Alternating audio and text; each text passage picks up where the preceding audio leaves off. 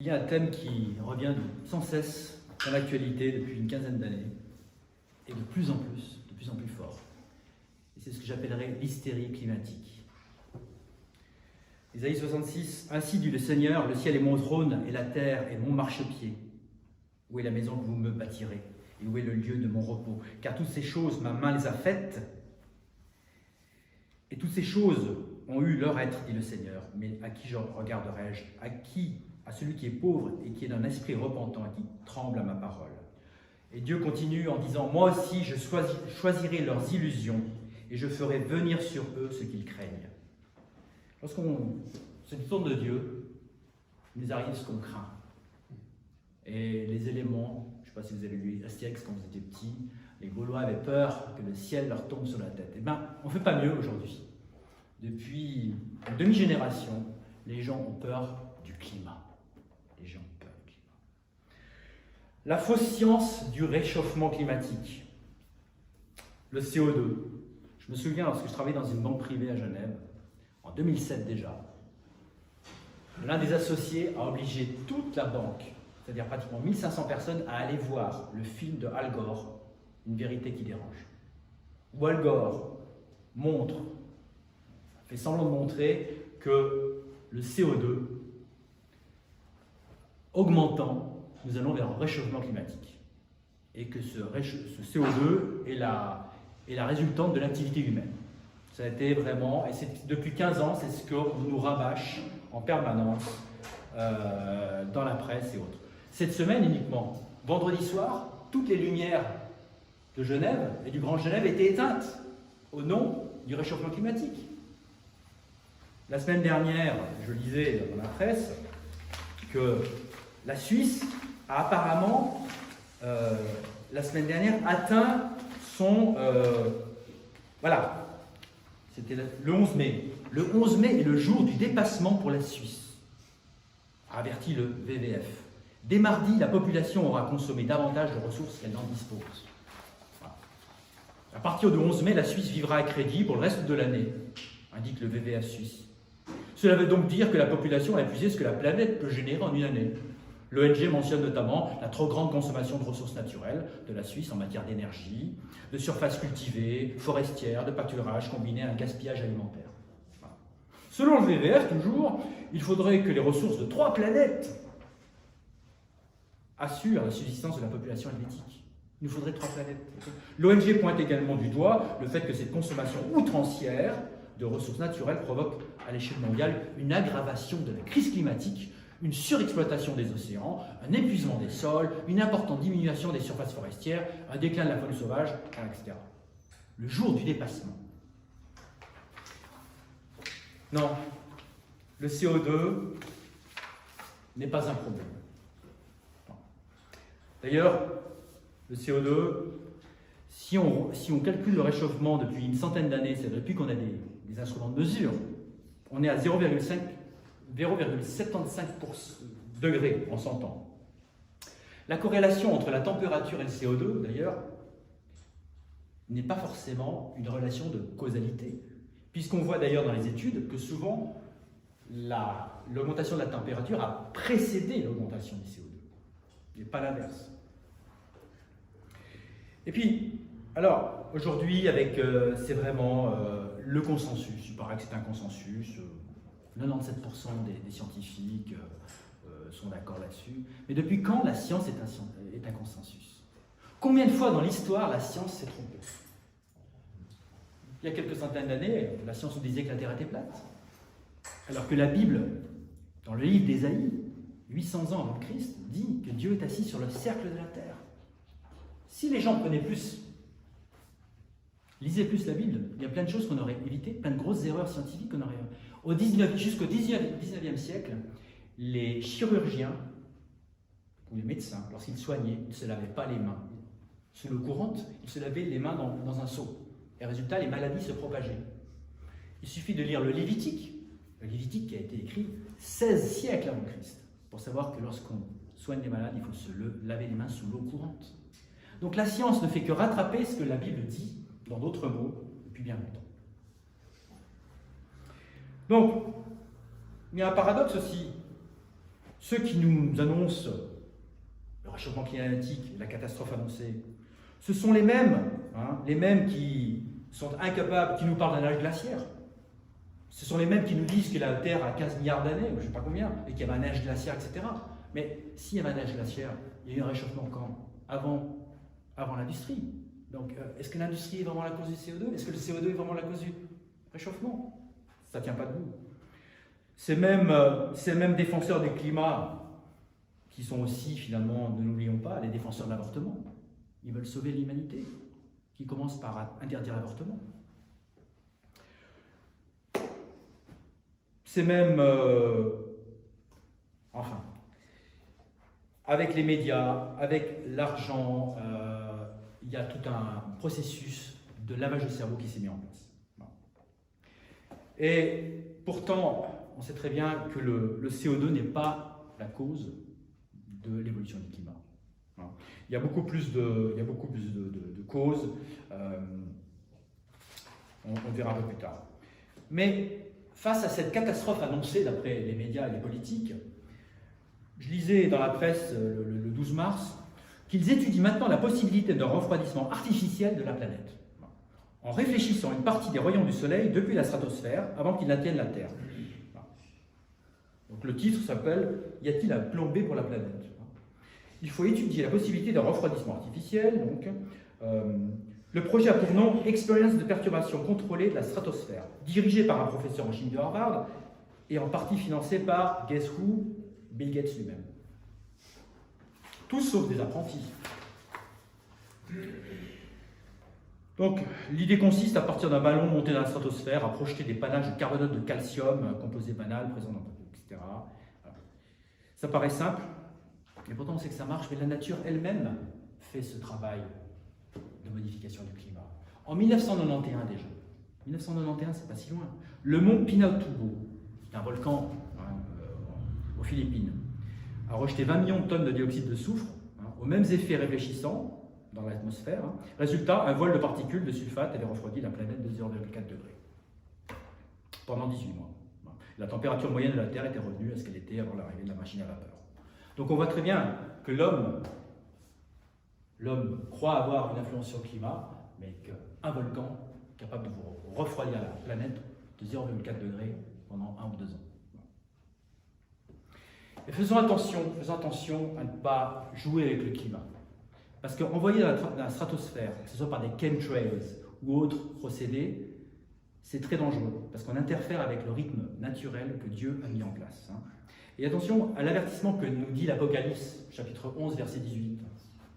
Et les nations furent en colère, et ton courroux, le Dieu, est venu, et le moment des morts, afin qu'il soit jugé et que tu donnes la récompense à tes serviteurs les prophètes et aux saints, et à ceux qui craignent ton nom, petits en gros, et que tu détruises qui? Ceux qui détruisent la terre. Ceux qui détruisent la terre, c'est ceux qui veulent jouer les apprentis sorciers et modifier le climat. Parce que le changement climatique, c'est un phénomène cyclique et naturel. Ecclésiaste le dit bien, rien de nouveau sous le soleil. Ce qui a été sera. Souvenons-nous de l'optimum médiéval entre l'an 800 et l'an 1200. Il faisait très chaud. Il n'y avait pas d'industrie à l'époque. Il y avait le Groenland qui s'appelait la Terre verte, où les Vikings faisaient pousser des légumes. Il y avait même des vignes en Angleterre, au Moyen-Âge. N'oublions pas le petit âge glaciaire. Entre 1520 et à la fin du XVIe siècle, il y a eu plus 2 degrés depuis 1680 en Europe jusqu'à 1920. Alors je sais bien qu'il y a eu la première révolution industrielle, mais ce n'est pas ça qui a créé du CO2. Donc on a une augmentation de 2 degrés en même pas 300 ans, 250 ans, sans qu'il y ait d'industrie. Regardez les tableaux flamands de Vermeer, c'est toute la glace, en Hollande à l'époque. Donc, le climat varie. Et ce n'est pas le CO2 qui crée ça, le CO2 c'est 0,042% de l'atmosphère. L'atmosphère c'est essentiellement du nitrogène, de l'oxygène, etc. Donc, de plus, le CO2 n'est pas un polluant. Le CO2, vous avez tous fait, vous êtes tous allés en 4e et vous avez tous étudié la photosynthèse. De quoi se nourrissent les plantes? De CO2, et elles recrachent quoi? De l'oxygène. Donc plus il y a de CO2, on a vu que plus c'est favorable pour les plantations, plus c'est favorable pour la flore, et donc pour la faune, et donc pour la vie. Le CO2 est essentiel à la vie. La variation du climat, comme on l'a vu, change, varie, et il y a beaucoup de facteurs. Il y a le cycle solaire. Premier influenceur du climat, c'est le soleil. C'est l'astre qui nous donne la chaleur, qui nous donne l'énergie. C'est de loin le facteur dominant. Mais il y a aussi la modification orbitale de la Terre autour du Soleil. Il y a aussi les rayonnements cosmiques. N'oublions pas les rayonnements cosmiques.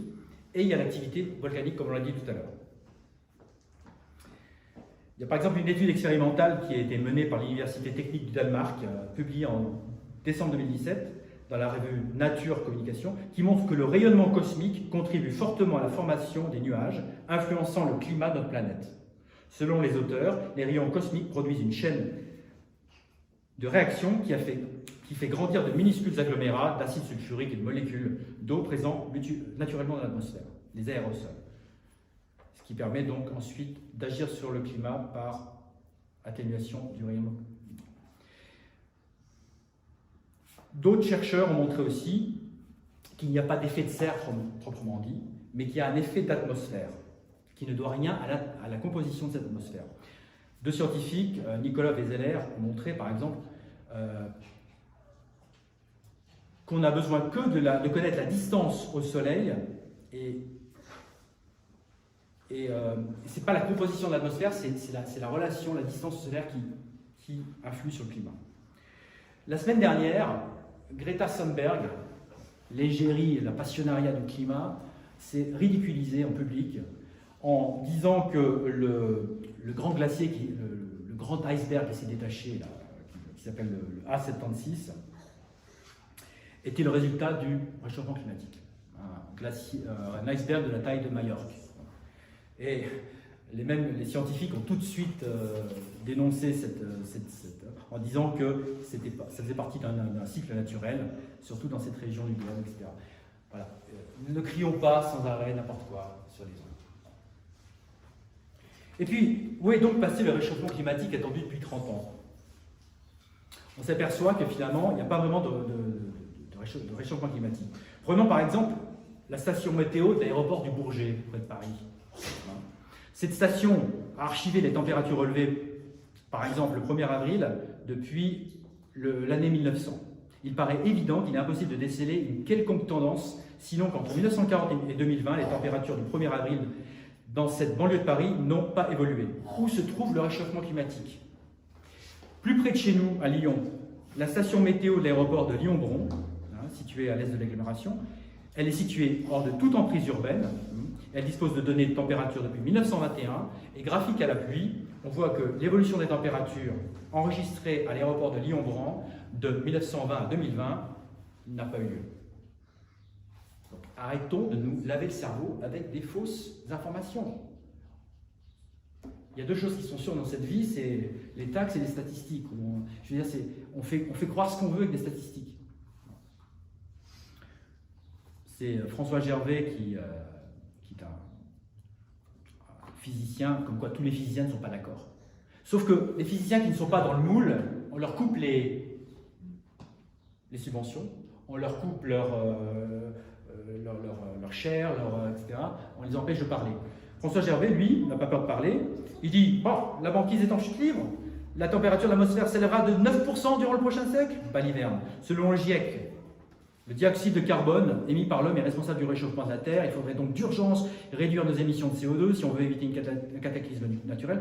François Gervais dit, alors qu'il est professeur émérite à l'Université de Tours, ancien directeur de laboratoire du CNRS, souligne que le CO2, gaz indispensable à la vie, a de très nombreuses vertus, notamment et surtout pour nourrir l'humanité. C'est ce que je disais tout à l'heure.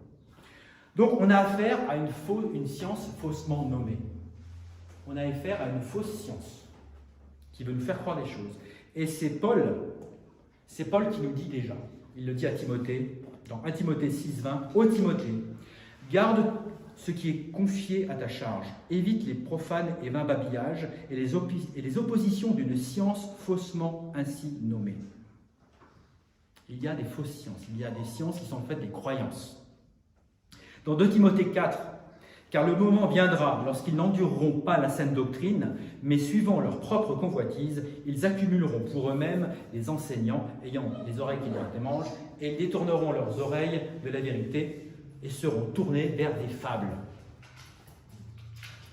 Et c'est Pierre qui nous dit aussi dans 2 Pierre 1,16 « Car nous n'avons pas suivi des fables habilement conçues, lorsque nous vous avons fait connaître le pouvoir et la venue de notre Seigneur Jésus-Christ, mais nous étions les témoins oculaires de sa majesté. Et nous avons entendu cette voix qui venait du ciel, lorsque nous étions avec lui sur le Saint-Mont. Nous avons aussi une encore plus certaine parole de prophétie. » C'est-à-dire que non seulement il y a une fausse science, il y a une vérité. Pierre a vécu une vérité dans sa chair, il était sur le mont avec Jésus, mais il dit, même nos expériences ne sont pas suffisantes. Ce qui est important, c'est ce que dit la parole de Dieu. Et la parole de Dieu, elle est claire sur le climat. C'est ma prochaine partie. On a une fausse doctrine du climat qui serait due à l'activité humaine. On a donc une science faussement appelée, mais Dieu a établi les lois immuables de la nature. Deutéronome 10,14 « Voici le ciel et les cieux appartiennent au Seigneur, ton Dieu, ainsi que la terre et tout ce qui est en elle. » Psaume 119 « Ta fidélité est envers toutes les générations. Tu as établi la terre et elle subsiste. » La terre subsiste. Au Seigneur, Psaume 89, « Au Seigneur, Dieu des armées, qui est un Seigneur fort semblable à toi, ou à ta fidélité tout autour de toi. Tu maîtrises le déchaînement de la mer lorsque ses vagues s'élèvent. Tu les apaises. Les cieux sont à toi, la terre aussi est à toi. Quant au monde et ce qu'il contient, tu les as fondés. » Et c'est Paul qui dit dans Colossiens 1,16 « Car par lui, donc par Jésus-Christ, toutes choses furent créées, et celles qui sont au ciel, et celles qui sont sur la terre, visibles et invisibles, qu'ils soient trônes, domination, principauté ou pouvoir. Toutes choses ont été créées par lui et pour lui. Il est avant toutes choses et par lui toutes choses consistent. C'est Dieu qui tient tout entre ses mains. Ce n'est pas nous qui influençons le climat. Hébreux 1, j'aime beaucoup ce passage.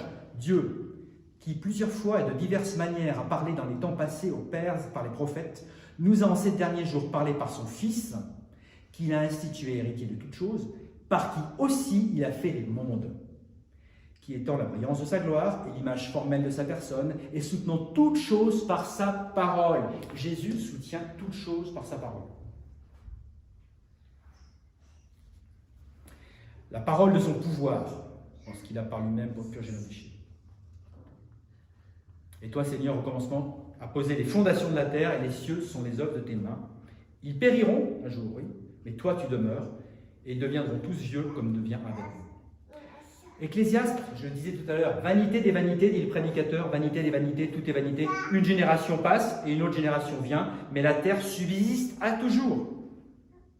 Le soleil aussi se lève et il se couche, il se hâte vers son lieu d'où il se lève. Et je pourrais continuer sur le fait que Dieu insiste à la fois qu'il est créateur et qu'il tient toutes choses entre ses mains. Psaume 24, la terre est au Seigneur et toute sa plénitude, le monde et ceux qui y demeurent, car il a fondé sur les mers et il l'a établi sur les flots.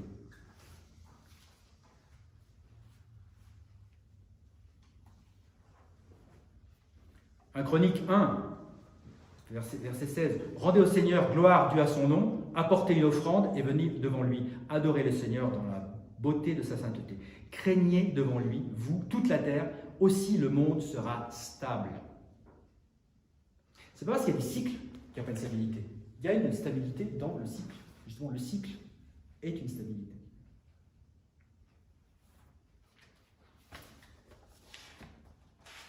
Et là, en faisant cette étude, c'est énorme tout ce que Dieu dit sur le fait qu'il... Proverbe 8, verset 27. Lorsqu'il préparait les cieux, j'étais là, ça c'est Jésus qui parle, la sagesse. Lorsqu'il traçait un cercle sur la surface de l'abîme, un cercle. Donc il n'y a pas que Isaïe qui parle d'un cercle. Il n'y a pas que Isaïe qui dit que la terre est ronde. Non. Proverbe aussi. Lorsqu'il traçait un cercle sur la surface de l'abîme, lorsqu'il établissait les nuages au-dessus, lorsqu'il affermissait les fontaines de l'abîme, lorsqu'il donna à sa limite à la mer, lorsqu'il donna une limite à la mer, de sorte que les eaux ne dépassent pas son commandement, lorsqu'il fixait les fondements de la terre. Quand j'entends Al Gore qui dit que le niveau des mers va monter de 50 cm si on ne fait rien, ce qu'on oublie, c'est que son copain Obama a acheté une propriété au bord de la mer à Martha's Vineyard. Ça, c'est pas un problème, ça. Ils vous donnent 15 ans de vie, mais ils achètent des maisons au bord de la mer. On est toujours dans le même paradoxe. Al Gore, d'ailleurs, lorsqu'il s'est présenté comme président présidentiel, c'était en 2002, il avait une fortune de 1 million de dollars. 1 million de dollars en 2002, quand il s'est présenté. Aujourd'hui, il a $250 million. Donc l'environnement, ça rapporte. Il faut dire qu'il a vendu sa chaîne TV aussi à Al Jazeera, et il a empoché pas mal à des producteurs de pétrole. Il y a des promesses de Dieu. Ainsi dit le Seigneur, si vous pouvez rompre mon alliance avec le jour et mon alliance avec la nuit, qu'il n'y ait plus de jour et de nuit en leur saison, alors aussi mon alliance sera rompue avec David, mon serviteur, en sorte qu'il n'ait pas de fils qui règne sur son trône, et les Lévites les prêtent. Donc Dieu dit, si vous pouvez rompre le climat, la stabilité du climat, malgré ces cycles, alors ça veut dire que vous pouvez empêcher qu'un jour un descendant de David sera sur le trône, qu'un jour Jésus-Christ sera sur son trône. Non, c'est impossible.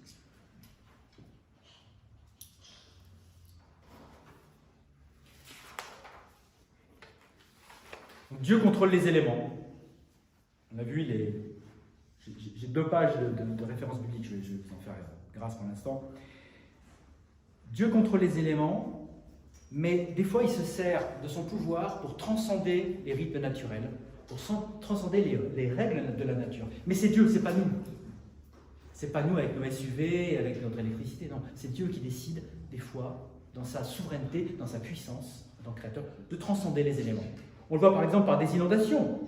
On voit le grand déluge de Noé. Dieu a décidé de noyer la terre complètement pour la détruire. Mais on le voit avec la grêle, par exemple. Dans Exode 9, il envoie la grêle sur l'Égypte pour les punir. On le voit dans Josué 10, la grêle sur les Amorites, les Amoréens. On le voit dans l'Apocalypse, au chapitre 16. Il y a des grêlons qui pèsent 50 kilos qui tombent sur la terre. On voit que Dieu utilise aussi le tonnerre et la foudre. Il se sert du climat pour disperser les Philistins dans 1 Samuel 7, ou pour attirer l'attention des gens dans 1 Samuel 12. Il se sert aussi, et il crée des vents impétueux dans Nahum 1, lorsqu'il fait un jugement par le tourbillon. Dieu aussi peut se servir des éléments, puisqu'il en a la maîtrise, pour envoyer la pluie comme une récompense. Deutéronome 11, une récompense pour l'obéissance. Dans 1 roi 16, où il retient la pluie.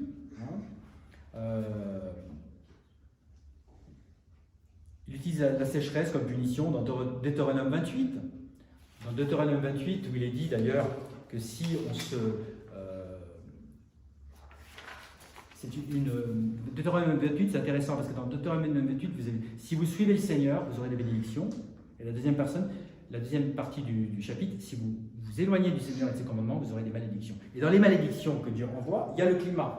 Dieu se sert du climat. Deutéronome 28, chapitre 15. Mais il arrivera, si tu n'écoutes pas la voix du Seigneur, ton Dieu, pour observer et faire tous ses commandements et ses statuts que je te commande aujourd'hui, que toutes ces malédictions viendront sur toi et t'atteindront. Maudit seras-tu dans la ville et maudit seras-tu au champ. Maudit sera ton panier et ta réserve. Maudit sera le fruit de ton corps, le fruit de ta terre, l'accroissement de tes vaches, tes troupeaux, tes moutons, etc.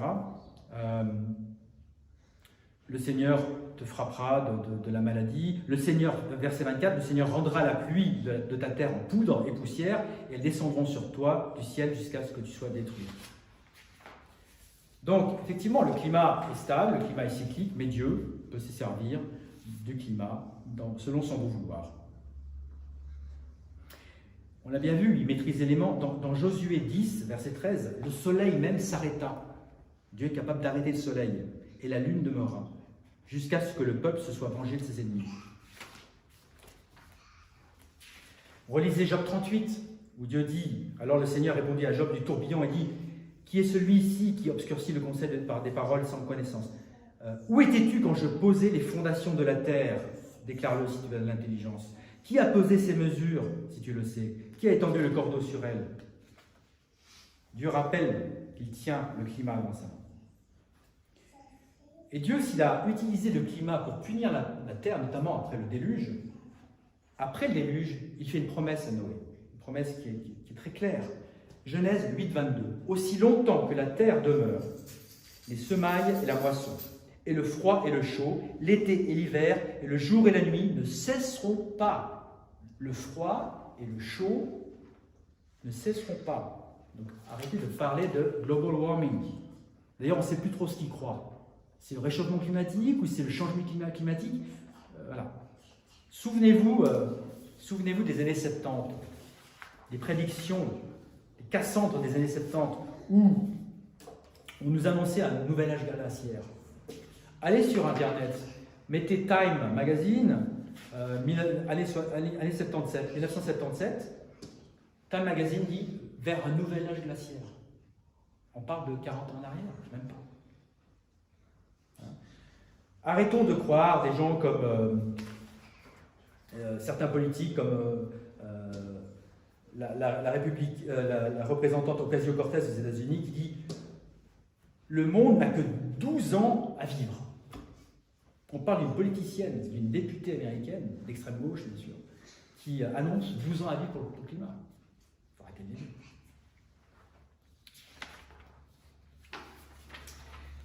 L'urgence climatique est une arnaque. La peur est utilisée pour faire accroître cette fumisterie, sans jeu de mots.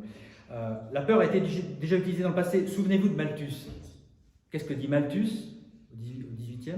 Il dit que la terre ne sera pas suffisante pour nourrir tout le monde et qu'il faut donc réduire la population. Parce qu'on en vient là, en fait. On en vient là.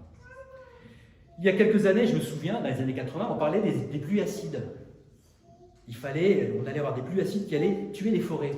Depuis, la forêt, elle croît comme jamais. Les forêts sont en croissance. On nous a parlé ensuite du trou dans la couche d'ozone qui allait cramer tout le monde. On nous a parlé de la fin du monde, on a parlé etc. Comme on nous a parlé de Y2K, de toutes les hystéries collectives. Donc la peur est utilisée pour obtenir une réponse politique. Et le délire des politiques et des médias, la manipulation des foules, Greta, etc. Et la fin justifie les moyens. C'est-à-dire que les gens qui promeuvent cette fausse théorie du climat sont capables de fausser les chiffres. Souvenez-vous du Climate Gate.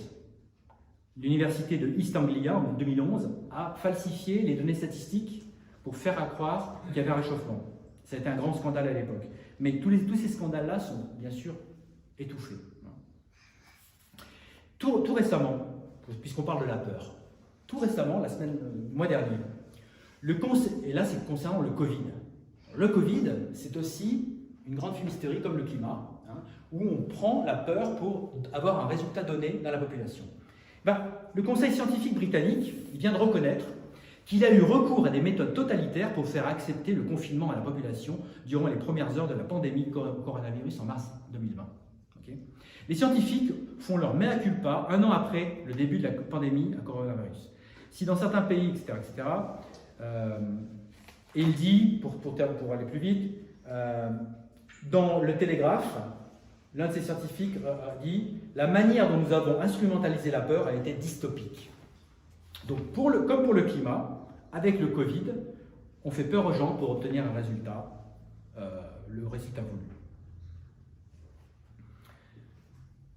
Relisez La psychologie des foules de Gustave Le Bon.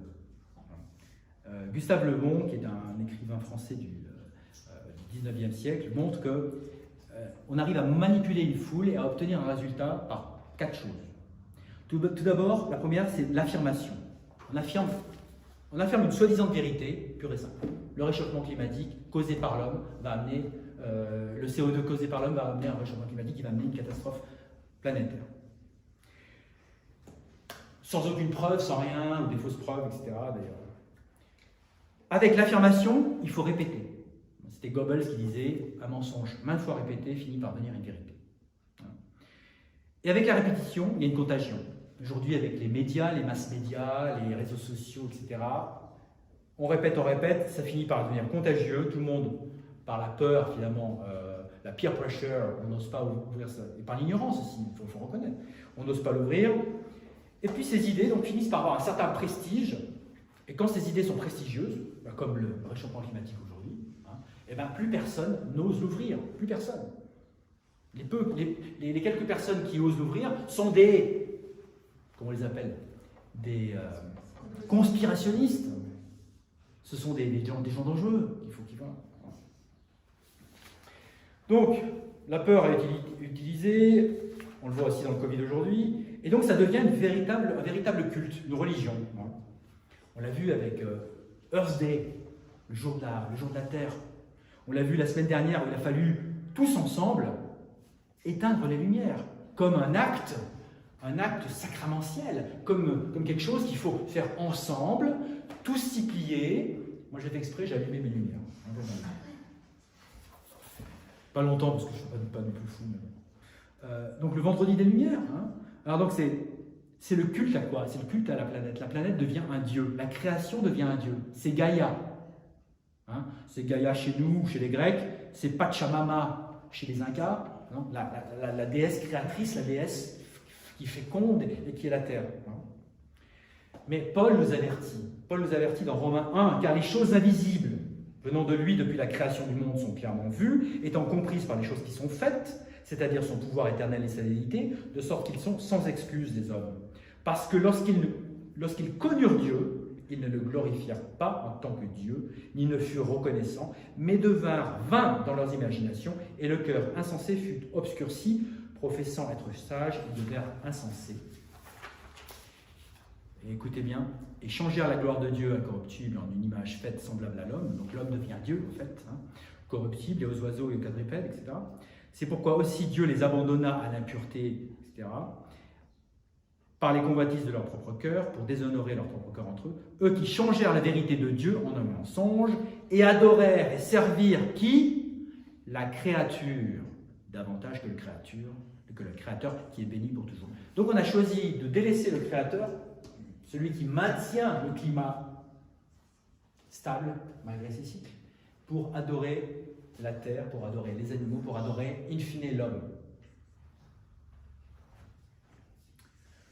Et ça se manifeste par quoi aujourd'hui, cette religion encore? L'abstinence de viande. Je disais, c'est dingue, en 3 jours sur le même journal, 20 minutes pour ne pas le citer, c'est un gratuit, donc je ne fais de la pub pour personne. C'est un torchon, mais quitte à dire un torchon, je préfère ne pas payer. Des militants écologistes bloquent les dépôts de McDonald's. C'était avant-hier. Des défenseurs de la cause animale ont lancé samedi une action de blocage de l'approvisionnement des restaurants McDonald's en Angleterre. Nous faisons, selon eux, cela pour mettre fin à la misère de la restauration rapide qui provoque. Les défenseurs des animaux ont bloqué plusieurs centres de distribution au Royaume-Uni, affirmant que cela affectera 1300 restaurants. Nous faisons cela pour mettre fin à la misère de la restauration rapide qui provoque l'obésité, de détruire l'Amazonie, réchauffe la planète, a expliqué sur Twitter Animal Rebellion. Animal Rebellion, c'est des animaux qui se rebellent. Le groupe à l'origine de cette action qui vise 4 centres de distribution en Angleterre, etc. Animal Rebellion, on connaît déjà chez nous Extinction Rebellion, c'est ça le nom ex. Là c'est Animal Rebellion, a annoncé vouloir rester au moins 24 heures sur les sites visés. On voit l'esprit qui est derrière tout ça. Rebellion, c'est l'esprit du rebelle. Le rebelle qui s'appelle Satan, qui a pris par la chute de l'homme domination sur la création, sur l'homme finalement est tombé sous sa domination, et on le voit. Et cet esprit de rebelle, Lucifer, on le retrouve même dans le nom de ces associations. Donc, abstinence de viande. Voilà, on le voit chez McDo, on empêche les gens d'un. Mais ma mère a passé 3 mois à l'hôpital, c'est plein de la nourriture, et je comprends pourquoi. Parce que même pour les patients, je parle des hôpitaux universitaires de Genève, cette semaine, pour les patients et la planète, il faut moins de viande au HUG, aux hôpitaux universitaires de Genève. Une pétition demande à l'hôpital cantonal de réduire les protéines animales dans la nourriture servée au personnel, voire aux patients. Le texte invoque des impératifs sanitaires et climatiques. Voilà, une religion où on demande de manger correctement, selon les rites de cette religion. Et qu'est-ce que Paul nous dit dans 1 Timothée 4 ? Or, l'Esprit dit expressément que dans les derniers temps, quelques-uns abandonneront la foi, prêtant attention aux esprits séducteurs et aux doctrines de démons, disant des mensonges par hypocrisie, ayant leur conscience cautérisée au fer rouge, défendant de se marier et commandant de s'abstenir d'aliments que Dieu a créés pour être reçus avec reconnaissance de ceux qui croient et qui connaissent la vérité. Quand Pierre a cette vision de cette nappe qui descend avec plein d'animaux, Jésus lui dit « tue et mange ». Mais comment, Seigneur, je ne mangerai rien d'impur ? Ce que j'ai déclaré pur ne le déclare pas impur, dit Dieu. Jésus-Christ à Pierre. On peut manger de tout. De tout. Cette religion se manifeste aussi, puisqu'on vient de voir, défendant de se marier, et dans le refus de procréer. Ne pas avoir d'enfants. Une réponse de plus en plus courante à la crise climatique. Pessimistes ou engagés, sereins ou agacés par les pressions sociales, 5 auditeurs, etc., nous racontent pourquoi ils jugent irresponsable pour eux d'avoir des enfants sur une planète en pleine crise majeure. Ces jeunes qui refusent d'avoir des enfants, entre actes écologiques et angoisse de l'avenir, s'il peut s'expliquer par des raisons environnementales, le choix de ne pas procréer recouvre souvent des considérations diverses. Selon notre sondage YouGov, c'était encore il y a peu de temps, sur le MovePost, 24% des Français sont influencés par le réchauffement climatique sur leur décision d'avoir des enfants ou non. Parmi ceux qui ont répondu positivement au sondage, 38% ont entre 18 et 24 ans. La réponse des dernières générations n'est pas une surprise lorsqu'on connaît leur engagement grandissant vis-à-vis de l'environnement. On utilise aussi, pour cette manipulation mentale, les célébrités. On le voit bien avec Hollywood, avec les chanteurs, etc. Mais regardez par exemple Harry et Meghan. 2 enfants. Le prince Harry et Meghan Markle n'en auront pas plus. Du moins, c'est ce qu'a annoncé le jeune homme au détour d'une conversation avec l'anthropologue et écologiste Jane Goodall. Vous savez, la copine des gorilles. Ce choix dicté par l'urgence écologique s'inscrit dans une tendance de fond, décrite depuis plusieurs années. Devant la frustration de pouvoir agir directement à grande échelle sur le réchauffement climatique, certains optent pour une limitation du nombre d'enfants, d'autres pour une décision bien plus radicale, ne pas avoir d'enfants du tout. Et on voit, c'est Paul qui avertit, il avertit notamment les femmes de la fin des temps. 2 Timothée 3,6 « Car de ce genre sont ceux qui se glissent dans les maisons et qui conduisent captives les femmes naïves, chargées de péché, entraînées par diverses convoitises. » C'est pas étonnant, les femmes ne sont pas les seules responsables, les hommes aussi. Lorsque Satan s'adresse à Ève, il sait qu'il s'adresse à la personne qui est la plus vulnérable. Et on voit aujourd'hui toutes ces fausses doctrines qui s'insinuent. Et alors, pourquoi tout ça ? Parce que là, à la limite, pourquoi cette théorie du réchauffement climatique ? Pourquoi cette utilisation de la peur ? Pourquoi cette fin qui justifie tous les moyens, y compris la coercition, y compris les mensonges, y compris la répression ? Pourquoi tout ça ? Je pense que la lecture de la Bible, c'est instrumentaliser tout ça pour établir quoi ? Un gouvernement mondial. Parce que finalement, qu'est-ce qui est plus global que le climat ? Ça va être tout justifié à l'échelle de la planète. Qu'est-ce qui est plus global que finalement une pandémie ? Finalement, instrumentaliser tout ça pour établir un gouvernement mondial. Alors, bien sûr, les promoteurs de la crise du climat, il y en a qui sont sincères. Je pense qu'il y a des gens qui sont sincères. Il y a des gens qui sont pour la conservation de la nature, etc. Là, il y en a d'autres qui cherchent une raison de vivre, un combat. D'autres qui cèdent à la pression des pairs, des raisons émotionnelles, des raisons tout simplement de prééminence et de notoriété, se faire bien voir, de publicité, de profit pour certaines sociétés.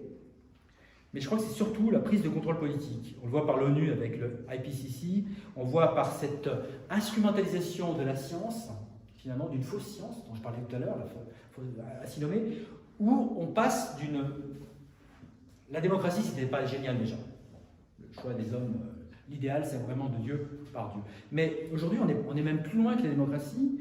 On est géré par deux éléments non élus. Il y a les juges, qui sont non élus, et qui décident qu'une loi est acceptable ou pas. On le voit à la Cour suprême, on le voit à la Cour européenne des droits de l'homme, on le voit au Conseil constitutionnel en France. Donc les juges non élus décident de ce qui est bien et mal. Ça, c'est la première chose. Et le deuxième élément non élu qui a remplacé la démocratie, qui a remplacé le pouvoir du peuple, c'est la scientocratie. C'est-à-dire on confie aux experts, des experts inconnus, des experts autoproclamés souvent, de décider ce qui est bien et ce qui est mal. Et donc, quand vous avez la conjonction de ces juges et de cette scientocratie, vous avez une espèce de technocratie qui devient totalement totalitaire et totalement autoritaire. Et la Bible est claire là-dessus. La Bible, c'est d'ailleurs le frère Pierre qui en parlait la semaine dernière dans le psaume 2. Le psaume 2. Pourquoi les païens rachent-ils et les peuples imaginent-ils une chose vaine? Les rois de la terre se placent et les dirigeants prennent conseil ensemble contre le Seigneur et contre son oint, en disant « Brisons leurs liens et jetons leurs cordes loin de nous. » Tous ces puissances d'argent, ces puissances politiques, ces puissances spirituelles, ont une haine de Dieu et veulent briser les liens que Dieu a mis sur l'humanité. C'est le fameux mensonge de Lucifer. Mangez du fruit de la connaissance du mal, du bien et du mal, et vos yeux seront ouverts, et donc vous serez affranchis de Dieu. C'est ça. On en revient toujours à la même.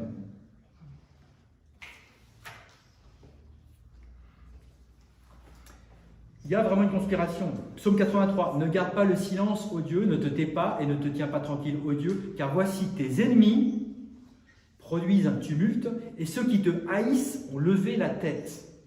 Ils ont pris d'astucieux conseils contre ton peuple, notamment le peuple chrétien, qui sont pour la vérité, contre ton peuple et consulté contre tes protégés. Ils ont dit, venez et supprimons-les, de sorte qu'ils ne soient plus une nation, pour que le nom d'Israël ne soit plus en mémoire. Ils ont consulté ensemble d'un même consentement, ils se sont confédérés contre toi. Qu'est-ce qu'une confédération? Lorsqu'il y a confédération et un esprit derrière, c'est une conspiration. Je suis désolé, conspiration. Le mot chrétien était une insulte au 1er siècle. Okay. Aujourd'hui, on romantique cette insulte et on s'appelle chrétien. Aujourd'hui, on nous insulte quand on nous dit conspirationniste. Et bien moi, je suis conspirationniste parce que la Bible est conspirationniste. Conspirationniste, ça veut dire quoi? Con, avec, spirit, avec un esprit. C'est évident que la conspiration, ce n'est pas simplement des hommes qui se voient entre eux. Ce ne sont pas des chapelles, ce ne sont pas des maçons, ce ne sont pas des gens qui... Non, ça va au-delà de tout ça. C'est un esprit. C'est l'esprit luciférien qui se meut sur la terre à travers les enfants de la désobéissance. Elle est là, la vraie conspiration. La vraie conspiration, ce ne sont pas des petits groupes humains qui vont et qui viennent. Non, la conspiration, elle est spirituelle. Le prince de la puissance de l'air. Car nous ne luttons pas contre la chair et le sang, mais nous luttons contre les puissances spirituelles d'Éphésiens 6. Les forteresses.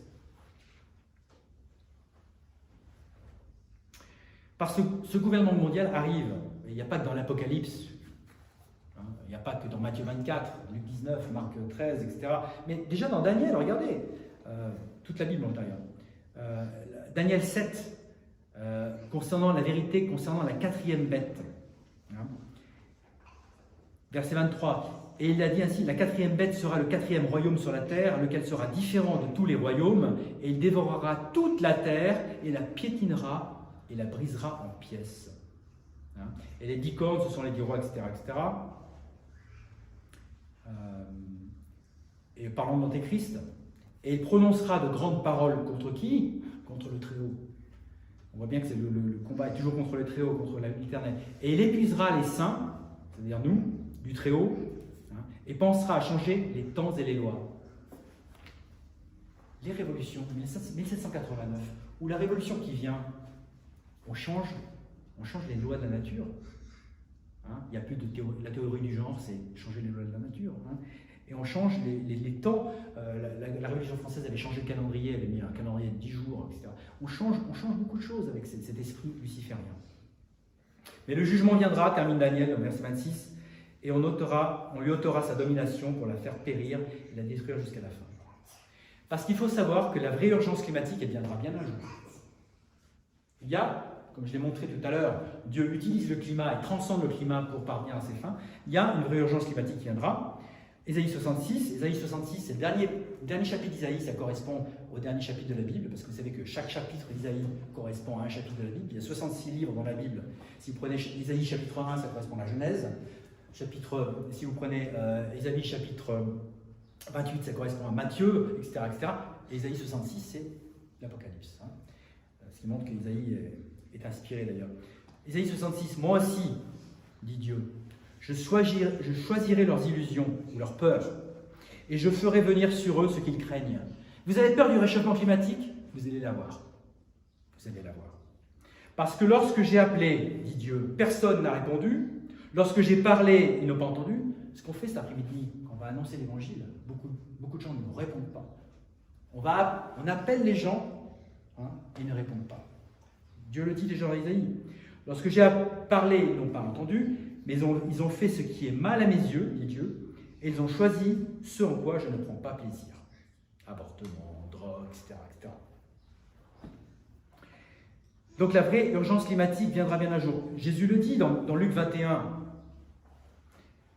Et il y aura des signes dans le soleil. Hein.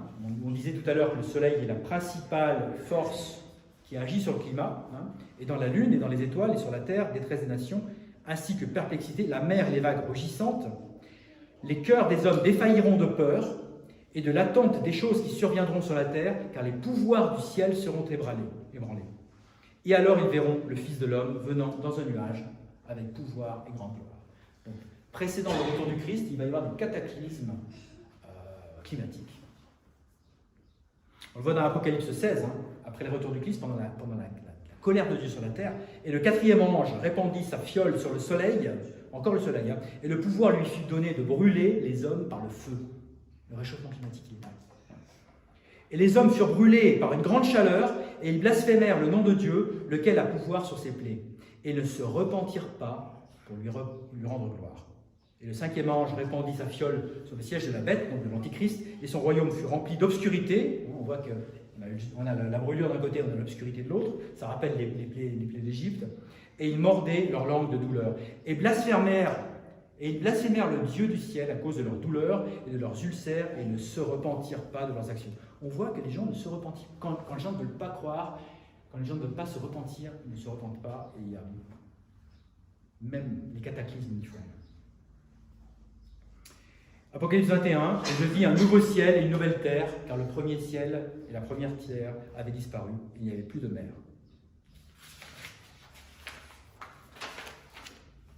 Il me reste un peu de temps.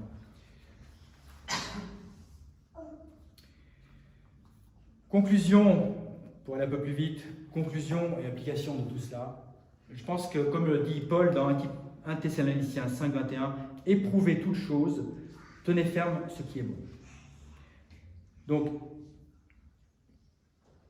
on doit étudier les choses, on ne doit pas fermer ses yeux sur quoi que ce soit. La connaissance est une bonne chose. Simplement, il faut retenir ce qui est bon. Donc, faire le tri de toutes ces fumisteries et de ce que dit la parole de Dieu, qui est la seule source de vérité. Ne pas céder à la peur. Jésus dit de jeter tous vos soucis sur lui, car il se soucie de vous. Philippiens 4, ne vous inquiétez en rien, mais en toute chose, par la prière et la supplication, avec remerciement, faites connaître à Dieu vos requêtes. Et la paix de Dieu, laquelle surpasse toute compréhension, gardera vos cœurs et vos intelligences par Jésus-Christ. Finalement, frères, quelles que soient les choses vraies, quelles que soient les choses honnêtes, quelles que soient les choses justes, quelles que soient les choses pures, quelles que soient les choses charmantes, quelles que soient les choses de bonne réputation, s'il y a quelques vertus et s'il y a quelques louanges, pensez à ces choses. Ces choses, lesquelles vous avez apprises et reçues et entendues et vues en moi, faites-les, et le Dieu de paix sera avec vous. Ésaïe 26, tu les garderas dans une paix parfaite. Celui dont le cerveau s'appuie sur toi, parce qu'il se confie en toi. Et Jésus nous dit, n'ayez crainte, voici je vous ai dit ces choses d'avance. Okay. Donc, n'ayons pas peur, continuons à rester des bons curateurs de la Terre. Il ne faut pas oublier qu'il y a une grande différence entre l'environnement et le réchauffement climatique. Les premiers écologistes, finalement, ce sont les conservateurs. Parce qu'on a un respect pour la parole de Dieu. Dieu nous dit d'être des bons curateurs. Dans Genèse 1, Dieu dit « Faisons l'homme à notre image, selon notre ressemblance, qu'il domine sur les poissons de la mer, sur les volatiles dans l'air, sur le bétail, sur toute la terre et sur chaque être rampant qui rampe sur la terre. » Alors, Dieu créa l'homme à sa propre image. En l'image de Dieu le créa-t-il, mâle et femelle les créa-t-il. Et Dieu les bénit, et Dieu leur dit « Fructifiez », là, tous ceux qui ne veulent pas faire d'enfants que ça, et multipliez, et remplissez la terre de nouveau, et assujettissez-la. Et dominez sur les poissons de la mer, sur les volatiles dans l'air, et sur tout être vivant qui se meut sur la terre. Et Dieu dit, voici, je vous ai donné toute plante portant semence, qui est sur la surface de toute la terre, et tout arbre dans lequel il y a le fruit d'un arbre portant semence, cela vous sera pour vos nourritures, et à toute bête de la terre, et à tout volatile dans l'air, et à tout être qui rampe sur la terre, dans lequel il y a vie, j'ai donné toute plante verte pour nourriture, et il en fait ainsi. Et Dieu vit chaque chose qu'il avait faite, et voici, c'était très bon. Et le soir et le matin était le 6e jour. David nous rappelle dans le psaume 8, « Tu l'as fait, l'homme, avoir domination sur les ouvrages de tes mains. Tu as mis toutes choses sous ses pieds. » Donc, il n'y a pas besoin de sacrifier, c'est un autre point qui est important, pas besoin de sacrifier l'économique pour le climat. Dieu a fait la terre pour qu'elle soit habitée. Donc, on peut l'utiliser, alors avec discernement, avec sagesse, on est d'accord, mais sans se prosterner devant elle. Non. Isaïe 45, le Seigneur qui a créé les cieux dit, Dieu lui-même qui a formé la terre et l'a faite, il l'a établie, il ne l'a pas créée en vain, il l'a formée pour être habitée. Je suis le Seigneur, il n'y en a pas d'autre. Donc, l'environnement, finalement, la planète, c'est un petit peu comme notre corps externe. Notre corps, on doit faire quoi? On doit en prendre soin. Il est le temple du Saint-Esprit. Donc on ne doit pas abuser de notre corps. On doit soigner notre corps, on doit, etc.